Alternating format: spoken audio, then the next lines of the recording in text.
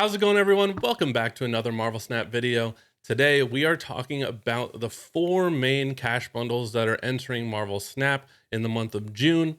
They're kind of a new genre of bundle because they include gold in their prices, and if I evaluate them based on the price converted to gold and then subtracting the gold that they supply, then these offer infinite value and you should buy all of them. So I had to kind of change how we evaluate cash bundles and change how kind of the value is determined. And with that, I ran into some complications of how to explain it to you. So I'm going to do my best to explain why these were so difficult to evaluate and give you kind of the list that you should follow when deciding which ones you're going to buy. Because at face value, all of these bundles are well worth the money, because if you spend the cash in the shop to get a certain amount of gold, you're going to get much less than you would if you spent that cash to buy these bundles. So they're all great value in terms of how much gold you're getting, but we want to be able to compare them a little bit better than that. So the way I decided to do it is to break it down in terms of spendable tokens per dollar spent. That way we could have a consistent number through all the bundles, through all the months, to just get the most out of every dollar that we're spending in the bundle, and we can compare all of them together. So the first list I'm putting up is the base list, and that is if you're spending the gold on credits in the shop and then using those credits to open caches and get tokens. But that's converting gold straight to tokens. It's not using it for bundles or anything. You get this list, leading with Hard 8, second at Festival of Light, third with Bring the Pain, and fourth with the Artist Showcase. Now, the problem with evaluating it this way, which is how a lot of websites are evaluating them, and I just don't agree with how they're doing it, is they're evaluating gold at the worst possible value that gold has. And that works for people who are buying all of the gold bundles in the shop with their own money in a different way. They've saved up enough gold, they've bought all of them, and now they're just getting extra gold from these bundles that they're just going to convert in the credits and go. So that list works for that.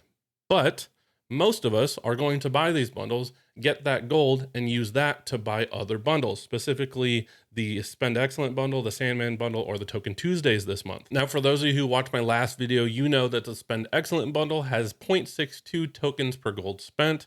Sandman bundles 0.75 tokens per gold spent, and the Token Tuesdays have an average of about 0.9 tokens per gold spent.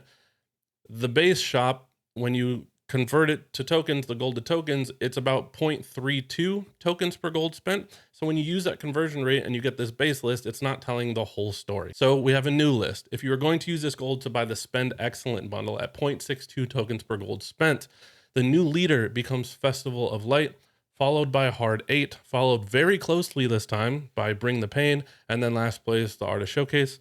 That's going to be last place in all of these, spoiler alert. But from just this jump, you can see how much Bring the Pain has jumped up, because now gold is valued more because you're using that gold to buy bundles.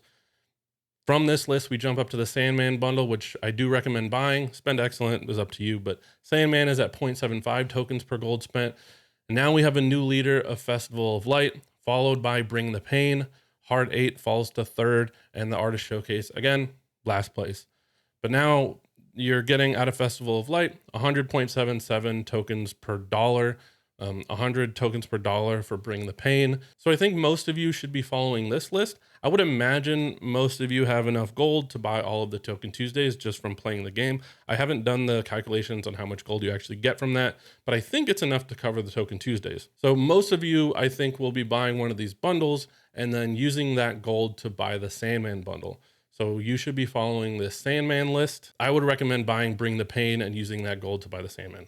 And then finally, when we look at if you are going to use this gold to buy Token Tuesdays, the new leader by far is Bring the Pain, and then Festival of Light at 115 tokens per dollar spent.